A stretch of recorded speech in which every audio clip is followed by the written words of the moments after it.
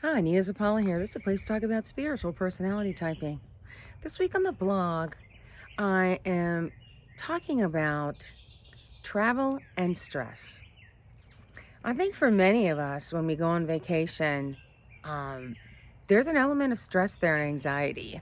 It's because we don't know. There's a lot of unknowns. And this whole pandemic thing has put that over the top, basically, because even in the United States, you travel from state to state, and there's still different protocols that local governments are mandating. And as you travel overseas, of course, different countries have different protocols. So that adds an extra layer of stress into the mix. And I'll just give you an example. One of my travel mates told me they had taken a group tour. It was an international group tour, and there were some younger people in the group, and the testing was pretty strenuous. It was pretty, you had to be tested, you had to do this. So there was all these things were going on. And before you left, you had to be tested, and this poor person became so anxious that the test would come back negative and that the group would leave her, which they of course wouldn't have. Somebody would have stayed behind. But that anxiety built up.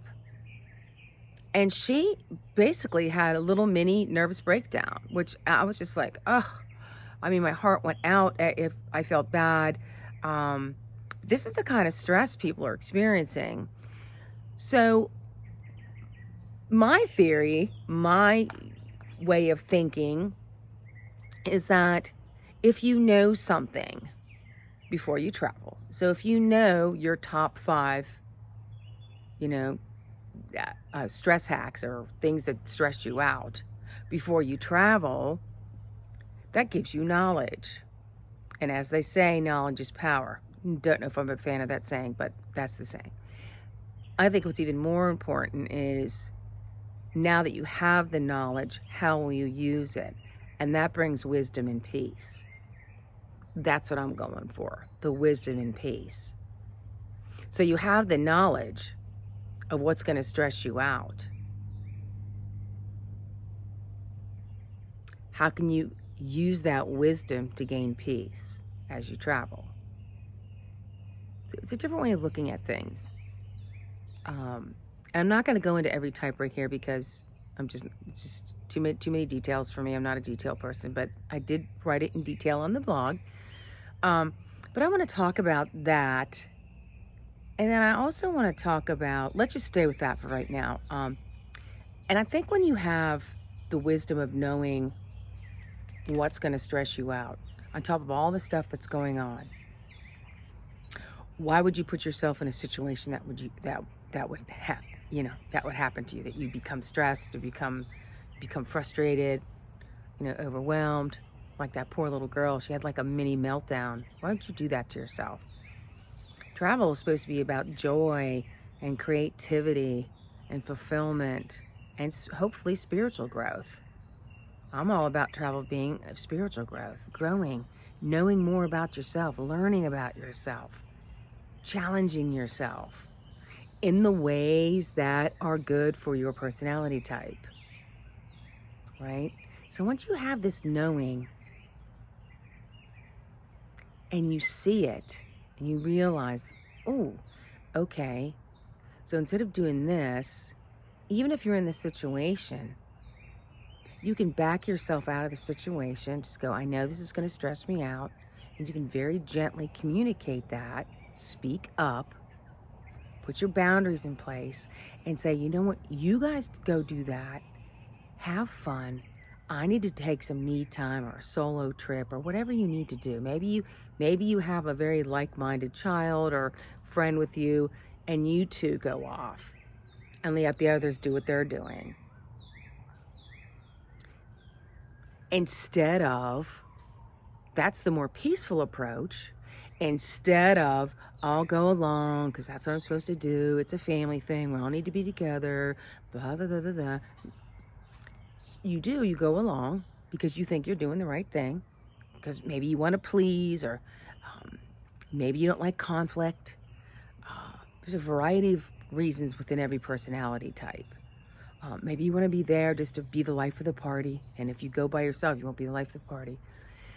But doing that, stepping away from who you really are and stepping into a situation that's not really who you are, it's going to bring you anxiety. And honestly, it's going to bring everybody around you anxiety because your energy levels just dropped. You're not going to have fun. Are you really going to have fun doing something you really don't want to do? How's that fun? That's not fun. So the wisdom is in the knowing and then taking the positive action. That's where the knowledge is powerful. So there's steps before, like, oh, knowledge is powerful. Well, that's all that external stuff. That's all the external stuff. That's not necessarily true. The power comes from the wisdom of knowing yourself and putting yourself into a situation that's going to bring you more peace. Now, I'm not saying you should never expand yourself or reach out or do something different or challenge yourself. That's not what I'm saying. But I am saying if you know what stresses you out, remove the stress. Right? Let me get back to something real quick. I'm not saying don't ever put yourself in challenging situations, because that's the only way we grow. I'm not saying don't put yourself in stressful situations. Two different things. You have to constantly challenge yourself in ways that fit your personality type, which leads me to my second. I notice this a lot. I've become very aware of how personality types are so stereotyped. Gosh, even in fashion, everything says, oh, she should do this. Well, it's funny. Do you think, I think I'm getting this right. Do you think Kate Middleton and Britney Spears have the same exact personality type? Do you think their fashion style is similar? No, it's not. But they have the same personality type. I know. So we got to take ourselves out of the boxes that people have put us in. We've just got to start doing that. And that's what I'm here to do. I want to remove this box that people have put you in. Say no.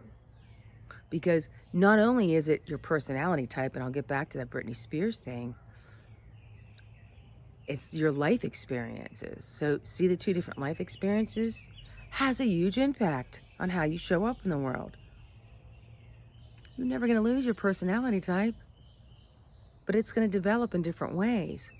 What I want you to do is just know it so well that it works for you based on your life situation and your experiences and based on your soul's mission.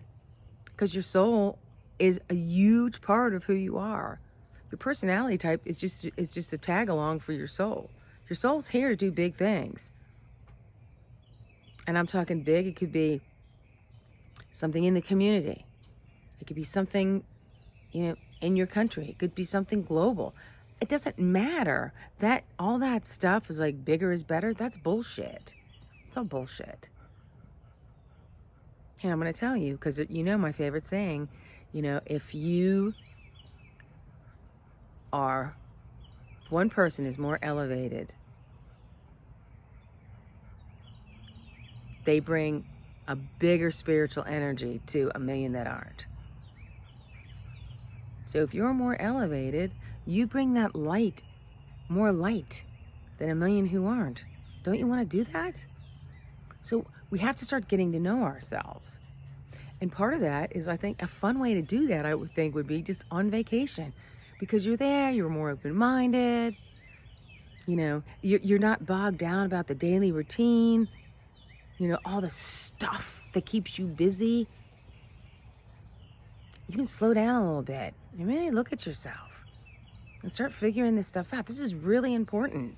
If you want to shift into what's going on to this new earth that's going on, I know everyone's talking about it, but it's right before your eyes. So that's why everyone's talking about it. Because that's what's happening. You've got to step into that. You've got to become aware of it. and take your place at the table.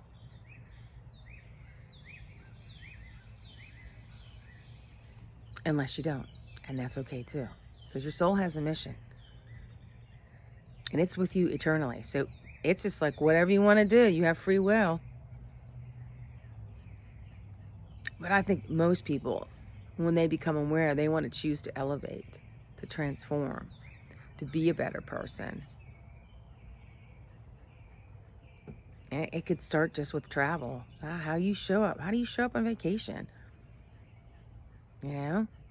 How do you show up? So the things that I found was kind of interesting. You know, people talk about, oh, you know, it's exciting to travel new places and learn about new cultures and, you know, talk to people face to face. Well, I gotta tell you, that's not gonna work for a lot of introverts. I mean, that's taken like more than half the population and putting them in a travel box and saying, this is good for you. And then if you're an introvert reading that, you're like, well, I can't do that. And then you feel bad, but because you don't do that. And that's perfectly okay. And somebody with an introverted sensing trait too, it's not going to likely just to go off to some very exotic destination. That's not what that trait does. That's not how that trait fuels you. That trait is all about convention, tradition, history. It thinks back to what happened and uses those experience and puts them in the present moment and then steps forward. It's just how it works. So when you're reading a top 10 list, it says, go to some, you know, Istanbul or, you know, the Mideast or wherever. They might not be likely to do that. And if somebody puts them in a situation to do that, and it's not one of those things that they want to please and they're forced to do, they're not going to have fun. And how does that elevate them? How does that elevate you? So then you're on a vacation and you know, you come home going, I need a vacation from my vacation. Yeah, because you were stressed the whole time. Very anxiety producing. Same with judging types and perceiving types. You know, two different ways of traveling. Perceiving types are more open to things. They're more open-minded. Their mind is more flexible to just, okay, let's just go. You know, where a judging trait, you're like, what the hell are you doing? No, we need a schedule. We need to be organized. Where's the efficiency in that? And they're all valid questions. But it's just not the way perceiving type operates. So yeah, they're going to be a little bit more tolerant. It's not a judgment. It's just a fact. But see, when we start seeing all these things and all these articles of what you should be doing and how you should be doing it, if that's not who you are and you're reading that and they're like, well, that's what they said is the most popular. Well, maybe for somebody else, doesn't have to be for you. I'm trying to get you to think out of the travel box that people have put you in. Right? Judgers, that you want to schedule. You want to plan. Which sometimes is really good because you need a plan. And perceivers are like, now what do I do? I'm kind of stuck. It backfires both ways, believe me. Believe me, it does. But I really want us all to stop stereotyping personality types. It's very it's like bullying. It's a form of bullying. You know, it's just it's not very open-minded, and it doesn't help people. It keeps you down. It keeps you, you know, stressed, right? So this week on the blog, that's what I'm talking about. I'm just talking about your personality type, what stresses you. And there are some questions. I asked a couple of questions at the beginning of the post, you know, to ask yourself, like, what does stress you? What stresses you out on vacation? Is it that you're always being put in the position because everybody knows you'll get it done and you don't say no? Is it you're like always put in the position to do all the grunt work? Oh, can you make sure the car's packed and all the clothes are clean? And, we get everything for whatever we need. And, and you're like, yeah, because that's what you're good at. So you innately you just go about your business doing it. But, do the people around you appreciate that? Does that get on your nerves? It does for a lot of people. Or are you trying to schedule the vacation so much that another person's complaining? Like, I don't want to do this. Like, I don't need to be babysat. You don't need to schedule every freaking moment. Stop doing it. And you're like, no, we got to be scheduled. You feel good about that because that's a sense of security for you. But somebody else, for them, you're taking away their sense of freedom. I know, pretty interesting when you start looking at that. So you have to start asking those questions.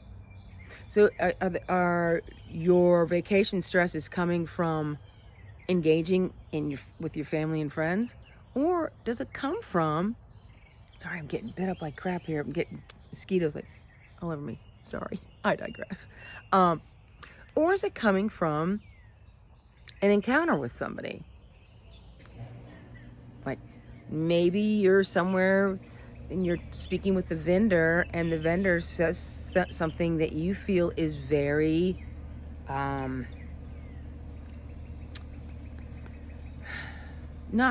about this? Let's say this. It's just not aligned with your values. So what they're saying is kind of shocking to you. You're like, oh my God, I would never think that. I would never think to speak of another person like that or see it in that way or, but honestly, if you're in another culture, you could be in another state in the United States and it's the same thing. So, this whole thing is like, oh, they think so different. Well, everyone thinks different. But there are a lot of cultural differences. I've traveled places where, they treat dogs like trash. And it makes me so sad. I get really sad. And I just want to take every single one of them home. So that stresses me out. So I don't like to put myself in situations where I'm going to have to be around that for my whole vacation experience. It's just too much for me. So you see those things? Like, do we ask ourselves that before we start packing our bags and making our travel decisions? There is another way. It's personality typing with a spiritual understanding. I want you to unpack your personality type. I'm telling you, you'll have so much more fun. Travel becomes so much more meaningful. And your relationships, what you're there to connect, and your creativity will just expand like beyond your belief because you're being yourself. And the cool thing is when you're being yourself, you're going to start attracting people to you because that's the energy level that you're giving off, your vibration. And even when you're traveling, you'll just attract that. I have so much fun doing that. There's like, where's Nina? I don't know. She's off doing something. And I don't really have a fear about it, but my personality type, but you'd find me, I'd be sitting in someone's home on the island of Grenada, sipping chocolate tea and talking to them about their children and how cool that their backyard garden sustains their whole life. They live off their garden. And I was invited in for chocolate tea. It's amazing. And they gave me some. And these were just locals. I do that wherever I go, but that's my personality type. And that's what excites me. It's not for everybody. And believe me, people don't like it. And I'm like totally okay with it. Let me go do my thing. I'll come back and meet you, and then we'll rendezvous for dinner. Fine. Or lunch or whatever. But see, we have to know that about ourselves to really get the most meaning out of that. Like, that was a very meaningful situation to me. That somebody opened their home to me. That's beyond hospitality. That's beyond any resort. I don't care if it's the Ritz-Carlton in Paris. I don't care where it is. To me, that was more grand than any of that stuff. But that's what matters to me. That's why it was so meaningful. But I want you to experience those same things. I want you to have that. Those precious memories that we're going through, all the crap we're going through. You can take that memory, pull it out and say, I'm going to meditate on that today. That there is true hospitality in the world. That all of us want the same things. We want our children to be happy. We want to give them a better life. We want good food.